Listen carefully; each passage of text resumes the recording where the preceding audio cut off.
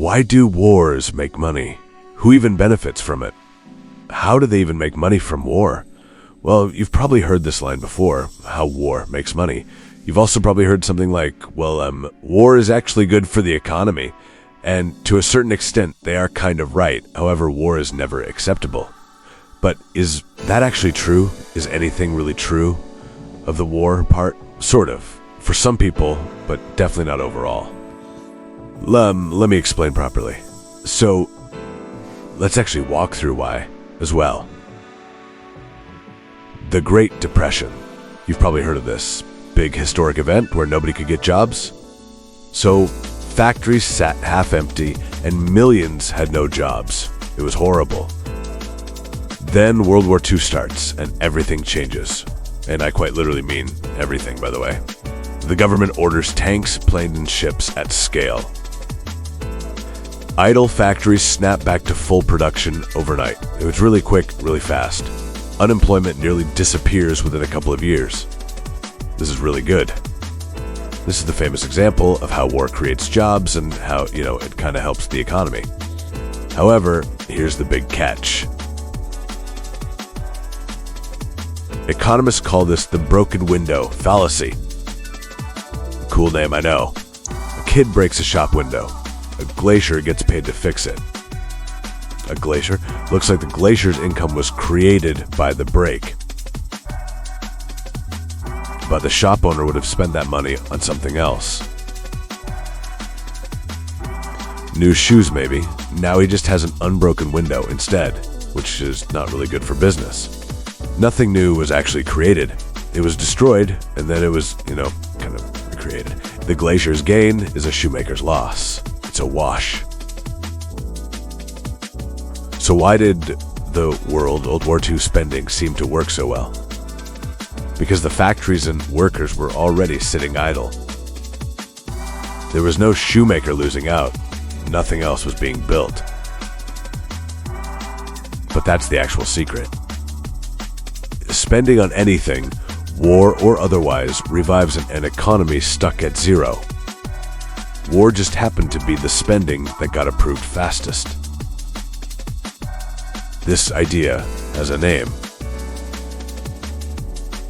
It's called military Keynesianism. Government spending stimulates the economy regardless of what it buys. Roads or missiles, the short-term jobs boost look similar on paper. The difference shows up later in what actually gets left behind. Now, who actually profits from this? Who benefits from this? Well, defense contractors, companies that build tanks, jets, and missiles. War and military buildups mean enormous guaranteed government contracts. And their profits climb sharply while a conflict or arms race is active. This is a real concentrated winner. How do governments even pay for this? Where does the money come from?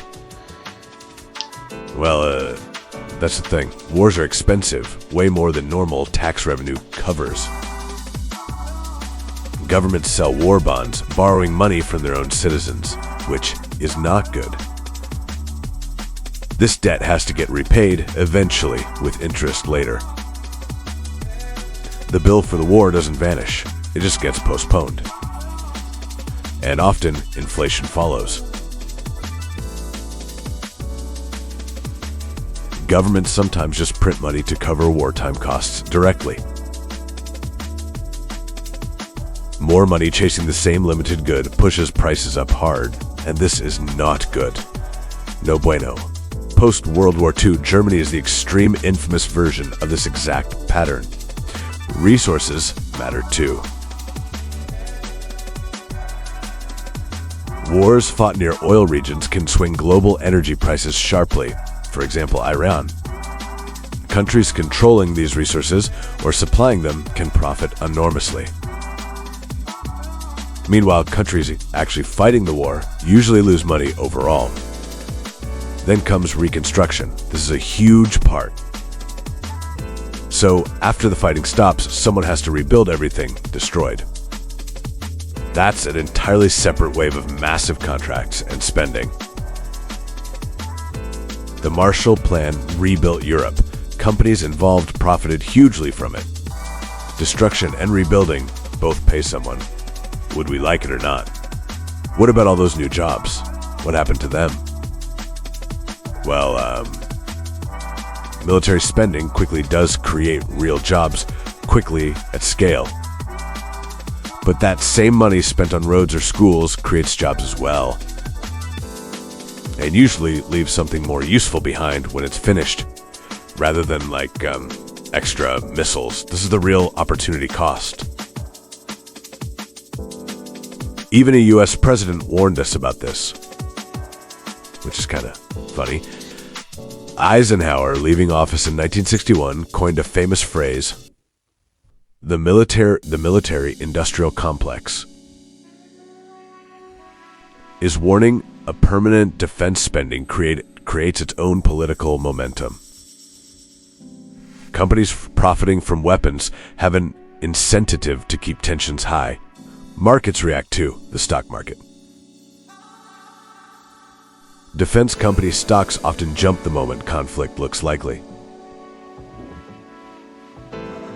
The broader stock market, though, usually just shrugs and moves on. Investors have seen this pattern enough times to mostly expect it and profit from it. And a lot of profit. However, now, the long-term bill. Britain finished World War II as a victor, but very deeply in debt. It took the UK until 2006, which is in sin, to fully pay off its war loans. Winning a war can still cost you decades in debt and in loans. And this part matters most and more than what people think. Wars kill and injure enormous number of people, working-age people, and this also hurts the economy. That's a permanent loss of workers, skills, and future output, and loss of human lives. No amount of factory spending fully replaces a lost generation. The cost never shows up on a spreadsheet neatly. So, why did World War II look so good for the US specifically? The US mainland was never bombed. Its factories stayed fully intact. Compare that to countries whose entire cities were flattened. The US kind of benefited. America got the stimulus of war spending without the physical destruction. The combination is rare, and it was definitely not the norm. Modern wars work a bit differently too nowadays as well. Countries not directly fighting can still profit by selling weapons and military arms. Arms exports to either side of a conflict can be hugely lucrative and much more profitable. You can get the profit of the war without paying its human cost, which is kind of messed up. So let's actually resolve this paradox. Wars generally do create specific concentrated winners. That part is real, and it does sometimes help the economy by a little bit. Defense contractors, arms exporters, and reconstruction firms can profit enormously.